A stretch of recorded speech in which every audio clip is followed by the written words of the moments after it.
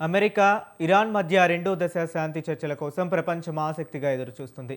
రెండో రౌండ్ చర్చల కోసం అమెరికా అధ్యక్షుడు డొనాల్డ్ ట్రంప్ ప్రత్యేక రాయబారి స్టీవ్ విట్కాఫ్, ఆయన అల్లుడు జారెడ్ కుష్నర్ ఇస్లామాబాద్ చేరుకున్నారు. ఇరాన్ విదేశాంగ మంత్రి అబ్బాస్ ఆర్చాగి నేతృత్వంలో బృందం కూడా చర్చల్లో పాల్గొననుంది. ఇక మొదటి రౌండ్ చర్చలు ఆశించిన ఫలితాన్ని ఇవ్వనప్పటికీ పాకిస్తాన్ ప్రధాని షహబాజ్ షరీఫ్, ఆర్మీ చీఫ్ అసీం మునీర్ రెండో రౌండ్ శాంతి ప్రయత్నాలు చేస్తున్నారు. ఇరాన్ విదేశాంగ మంత్రి అబ్బాస్ అరాక్చి, పాకిస్తాన్ ఉప ప్రధాని ఇషాక్ దార్, సైన్య అధ్యక్షుడు అసీం మునీర్తో ఫోన్లో చర్చలు జరిపారు. ప్రాంతీయ పరిణామాలు, కాల్పుల విరమణ, అమెరికా, ఇరాన్ మధ్య దౌత్య ప్రయత్నాలపై చర్చించారు. అనంతరం ఆయన పాకిస్తాన్ వెళ్లారు.